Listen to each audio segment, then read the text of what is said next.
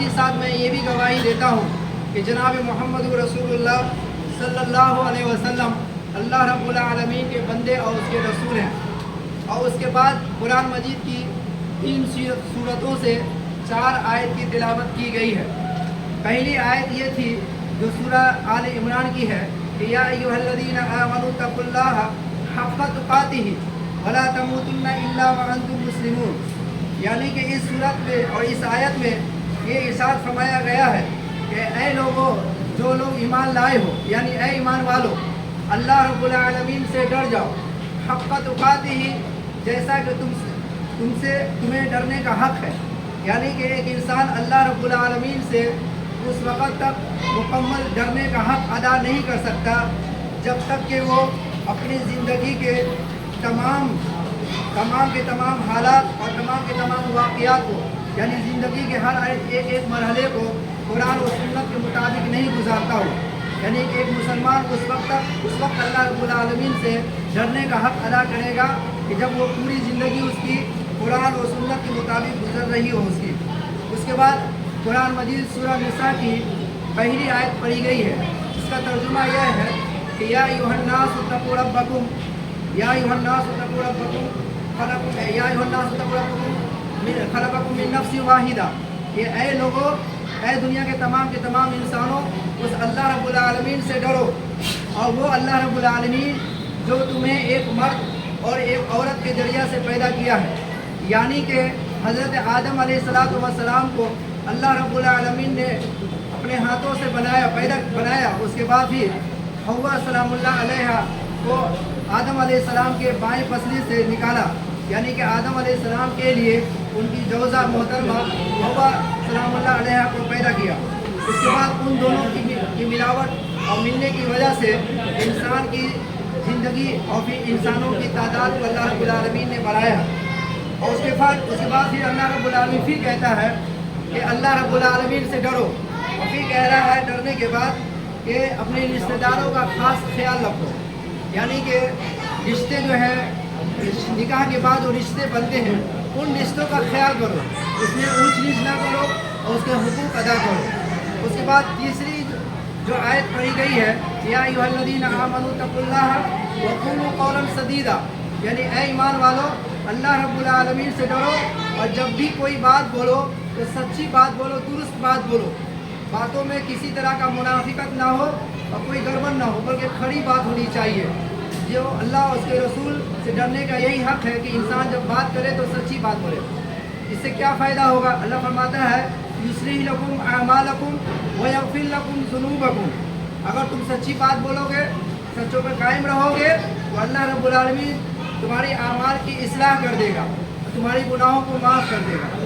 میرے محترم سامعین اکرام، اس کے بعد جو ہے ایک حدیث پڑھی گئی ہے جو جناب محمد صلی اللہ علیہ وسلم ہر خطبہ میں، چاہے جس کو خطبہ حاجہ بولا جاتا ہے، جو بھی میں پڑھا ہوں، آپ صلی اللہ علیہ وسلم فرماتے ہیں کہ فَإِنَّ خَيْرَ الْحَدِيثِ کتاب اللہ، بلا شک شبہ سب سے بہترین کتاب، سب سے بہترین بات اگر کسی کی ہے تو وہ اللہ رب العالمین کی ہے، وہ کتاب اللہ کی شکل میں، یعنی قرآن مجید کی شکل میں سب سے بہترین کتاب ہے۔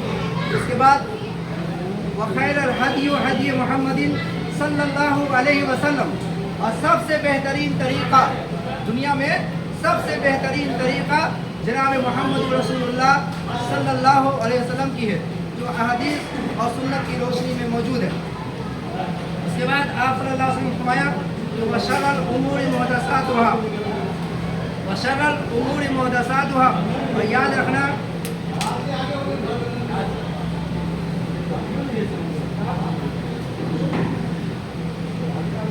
اور اس کے بعد اللہ کے نبی جناب محمد صلی اللہ علیہ وسلم فرماتے ہیں کہ ہر وہ چیز جو دین کے نام پر جو وہ پیدا کی گئی ہو، بنائی گئی ہو، ایجاد کی گئی ہو اور وہ دین میں نہیں ہے، وہ شریعت میں نہیں ہے، تو یاد رکھنا کہ وہ دین کے نام پر بنایا گیا، ایجاد کیا ہوا چیز ہو، چاہے وہ عمل کی صورت میں ہو، چاہے کسی بھی صورت میں ہو، اگر وہ دین کے نام پر ثواب کی نیت سے کیا جا رہا ہو تو یاد رکھنا وہ کام جو ہے وہ چیزیں بدعت ہے۔ وَكُلُّ بِدْعَةٍ ضَلَالَةٍ، اور پھر ہر بدعت وہ ضلالت ہے، اور ہر ضلالت گمراہی ہے۔ اور ہر گمراہی انسان کو بالآخر جہنم میں داخل کر دیتا ہے۔ یہ تھا خطبہ مسلمہ کا مختصر تعارف اور ترجمہ۔ اب 2-4 منٹ میں آپ سے لینا چاہتا ہوں۔ سب سے پہلے اس مبارک خطبہ میں اللہ رب العالمین کی چند آیت پڑھی گئی تھی، تھوڑا سماعت فرمائیں گے آپ لوگ کہ اللہ رب العالمین نے ڈرنے کا حکم دیا ہے۔ دیکھیے عام طور پر جب انسان کو کوئی تکلیف پہنچتی ہے یا پاؤں میں کوئی کانٹا چبھتا ہے، کوئی پریشانی ہوتی ہے، تو انسان اللہ رب العالمین کو یاد کرتا ہے۔ کوئی بھی پریشانی ہوتی ہے اللہ کو یاد کرتا ہے۔ تو چونکہ یہ شادیاں جو ہوتی ہے، شادی بیاہ، یہ ایک خوشی کا ماحول اور موقع ہے، تو یہاں بھی انسان کو اللہ رب العالمین سے ڈرنا چاہیے۔ جہاں انسان غمی کے موقع پر، پریشانی کے موقع پر اللہ کو یاد کرتا ہے، تو خوشی کے موقع پر بھی اللہ رب العالمین کو یاد رکھنی چاہیے کہ کہیں ایسا نہ ہو کہ ہم خوشی کے موقع پر کوئی ایسا کام کر بیٹھے جو اللہ رب العالمین ہم سے ناراض ہو جائے، اور اس کی صورت میں اللہ رب العالمین ہمیں عذاب سے دوچار کرے۔ اور اس کے ساتھ ساتھ ایک اور آیت جو پڑھی گئی تھی، اس میں اللہ رب العالمین نے بالخصوص جو ہے دلہا سے، جس کو نوسہ بولا جاتا ہے، جسے ابھی قبول کرایا جائے گا، اس کو اللہ رب العالمین نے کیا کہا؟ یا ایھا الذین آمنوا اتقوا اللہ وقولوا قولا سدیدا، کہ جب بھی بات بولو تو سچی بات بولو۔ اب قبول کروائی جائے گی کہ آپ کا نکاح فلاں شخص سے کرائی جا رہی ہے، آپ نے قبول کیا، یعنی کہ آپ اپنی زبان سے سچ بولنا چاہ رہے ہیں۔ سچ یہ ہے کہ میں جو ہوں ازدواج کی زندگی گزارنے کے لیے میں راضی ہوں۔ اور یقین کریں جب آپ جو ہے یہ گواہی آپ جو قبول کر رہے ہیں، گویا کہ آپ یہ کہہ رہے ہیں کہ میں اپنی پوری زندگی کے مکمل آخری سانس تک میں اس ذمہ داری کو نبھاؤں گا، رشتہ داری کو نبھاؤں گا۔ لہٰذا اللہ رب العالمین نے کہا کہ سچ بات کہنا۔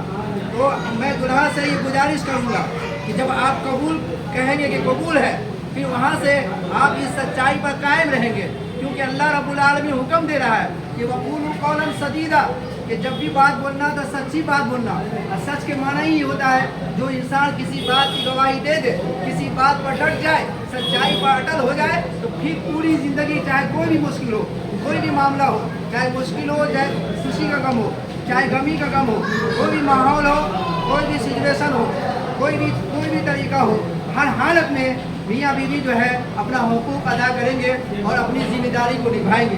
گویا یہی کہنا چاہ رہے ہیں۔ اور ساتھ ساتھ ایک اور آیت پڑھی گئی ہے کہ وہ رشتہ داروں کے بارے میں، کہ رشتہ داروں کے بارے میں تم اللہ سے ڈرو، یعنی کہ ابھی جیسے ہی رشتے بنیں گے، ایک میاں بیوی کا رشتہ بنتا ہے تو صرف ایک میاں بیوی کا رشتہ نہیں بنتا، ساتھ ساتھ رشتے اور بنتے ہیں۔ میاں بیوی کے پاس سسر ہوتے ہیں، اس کے علاوہ پھر ان کی جو بیوی ہے ان کی بھی ذمہ داری ہے، ان کی بھی ذمہ داری ہے، یعنی کہ صلہ رحمی کا حکم اللہ رب العالمین دے رہا ہے کہ آپ جو ہیں دلہا سے اللہ رب العالمین یہ کہہ رہا ہے آپ رشتوں کو مکمل نبھائیں گے، رشتے میں کسی طرح کا کوئی کمی یا کوتاہی نہیں کریں گے۔ یہ جو ہے خطبہ کا مختصر تعارف تھا۔ امید ہے کہ انشاءاللہ ہم جو ہے اس پر عمل کریں گے۔ اور آخری میں حدیث جو پڑھی گئی ہے وہ یہ کہ فَإِنَّ خَيْرَ الْحَدِيثِ کتاب اللہ، یعنی سب سے بہترین بات اللہ کی بات ہے۔ تو ہم یقیناً جو ہے اس پر ڈٹے رہیں گے کہ زندگی کے ہر موڑ پر اللہ رب العالمین کی آیت کے مطابق ہی زندگی گزاریں گے، اور محمد صلی اللہ علیہ وسلم کے طور طریقے، یعنی آپ صلی اللہ علیہ وسلم کے اقوال و افعال اور آپ صلی اللہ علیہ وسلم کے جو اسوہ حسنہ ہے، اس اسوہ حسنہ کے مطابق زندگی ہم گزاریں گے۔ جس طریقہ سے محمد صلی اللہ علیہ وسلم نے اپنی بیوی کے ساتھ کس طریقہ سے زندگی گزارے اور کس طریقہ سے ان کی ذمہ داری کو سنبھالے، ہم بھی اسی طریقہ سے سنبھالیں گے۔ اس کے بعد آخری بات جو پڑھی گئی وہ یہ تھا کہ سب سے جو ہے بیکار چیز جو ہے دین میں وہ بدعت ہے، جس کو بدعت کہا گیا۔ تو انشاءاللہ ہم اس بدعت سے پرہیز کریں گے۔ عام طور پر آپ دیکھیں گے شادی کے موقع پر جو ہے بدعت کا رسم بہت زیادہ، بدعت اور رسم و رواج جو ہے بہت زیادہ، بہت شور شرابہ، بہت جو ہے شان و شوکت کے ساتھ جو ہے اس کو نبھایا جاتا ہے۔ تو ہمیں پرہیز کرنی چاہیے بدعت سے، اور بدعت ہر طرح کی بدعت۔ ابھی آپ دیکھیں کہ ہمارے معاشرے میں جب شادیاں ہوتی ہے، جب نکاح پڑھا دیا جاتا ہے، تو ایک بدعت یہاں بھی اس مجلس میں ہوتا ہے۔ وہ بدعت یہ ہے کہ دلہا جو ہے وہ کھڑے ہو کر کے سلام کرتا ہے، السلام علیکم۔ میرے بھائیوں یہ بدعت ہے، یہ حدیث سے ثابت نہیں ہے۔ सहाबा ने निकाह करने के बाद सामीन को सलाम की हो अस्सलाम वालेकुम। ये क्या है? ये बिदअत है। जो निकाह करने वाले हैं, जो निकाह पढ़ाने वाले हैं, उनके लिए भी ये गुजारिश है कि आप इससे बचें। और जो लोग अभी जिनकी शादियां नहीं हुई, जब शादी करेंगे निकाह के बाद आप भी जो इस रस्म को ख़त्म करेंगे और सलाम नहीं करेंगे। क्योंकि सलाम उस वक्त किया जाता है आने वाला या सलाम करता है या जाने वाला सलाम करता है। ये कौन सा तरीका है कि बीच में बैठा बैठा एक आदमी उठ खड़ा हो जाए और अस्सलाम वालेकुम कह दे? ये तो नया तरीका है ना। और नया तरीका क्या है? बिदअत है। और अल्लाह के नबी क्या कहे कि जो शख्स दीन में कोई ऐसी चीज़ ईजाद की जो मैंने नहीं कहा, वो रद्द है, मरदूद है। वो या कि ये अमल मरदूद है, ये अमल नया अमल है, इससे परहेज करनी चाहिए। और दूसरा बिदअत ये होता है कि निकाह के बाद जो है छुहारे जो है बांटे जाते हैं। छुहारा बांटना सुन्नत है, छुहारा खाना भी सुन्नत है, लेकिन ये जो फेंक फेंक का जो दिया जाता है, लो तुम लो, ये अनाज की ये तौहीन है। ये अल्लाह की नेमत की क्या है? तौहीन है। आप इज्जत जो है एहतराम से जो है आप किसी के हाथ में छुहारे दे, क्या किसी को बिरयानी या फिर से या पूड़ियाँ फेंक कर देते हैं? फेंक कर दे, लो भाई। अगर कोई मेहमान के सामने फेंक कर पूड़ियाँ दीजिएगा तो फिर क्या हुआ? आपको खाएगा दावत में, उठ के भाग जाएगा। फिर छुहारा फेंक कर देने का क्या मसला है? लिहाजा इससे भी परहेज करनी चाहिए। इंशाअल्लाह हम दुआ करते हैं कि अल्लाह रब्बुल आलमीन से अल्लाह रब्बुल आलमीन जो है मुझको और तमाम सामीन को और तमाम मुसलमान को हर तरह की छोटी बिदअत हो या बड़ी बिदअत हो, बड़े पैमाने पर बिदअत हो या छोटे पैमाने पर बिदअत हो, हर बिदअत से बचने की अल्लाह रब्बुल आलमीन हमें तौफीक अता फरमाए। आमीन। और एक आखिरी बात कहना ये चाहता हूँ कि लोग जो है मुबारकबाद जो देते हैं, तो मुबारकबाद देने में जो है लोग गलत तरीक़ा से मुबारकबाद देते हैं। लोग सिर्फ कहते हैं मुबारक हो। मेरे भाई सुन्नत तरीका ये है कि आप जो है दुआ पढ़ें, आप मिले मुसाफा करें, आप सब आए निकाह के बाद और इनसे मुसाफा करें। मुसाफा करने के बाद एक दुआ है जो सुन्नत से साबित है कि अल्लाहुम्मा बारक अल्लाहु लका व बारक अलैका, बारक अल्लाहु लका व बारक अलैका व जमा बैनकुमा फी खैर। ये दुआ जो है आप और मैं भी इंशाअल्लाह जो है कबूलियत के बाद मैं दुआ दूंगा और हम सब जो है इसके गुनाह के पास आएंगे, दुआ देंगे। हम अल्लाह रब्बुल आलमीन से दुआ करते हैं कि अल्लाह तबारक व तआला हमारे इस बात बज़्म को जो है अल्लाह रब्बुल आलमीन जो कुछ भी इस बज़्म में जो है इस महफिल में जो बातें कही गई है अल्लाह तबारक व तआला इसे कबूल फरमा। और बारिला जो कुछ भी लफ्ज़ें खताई हुई अल्लाह रब्बुल आलमीन से माफ़ कर और फिर इस निकाह को अल्लाह बाबरकत अता फरमा और दूल्हा दुल्हन की ज़िंदगी में जो है खुशहाली अता कर और इनकी ज़िंदगी से जो कोई परेशानी छोटी मोटी हो अगर उस परेशानी को वहाँ अपने फज़ल करम से उसे दूर कर दे। आमीन। बारक अल्लाहु लना व लकुम फ़ी कुरानिल मजीद व आखिरु दावाना अनिल हम्दुलिल्लाहि रब्बिल आलमीन।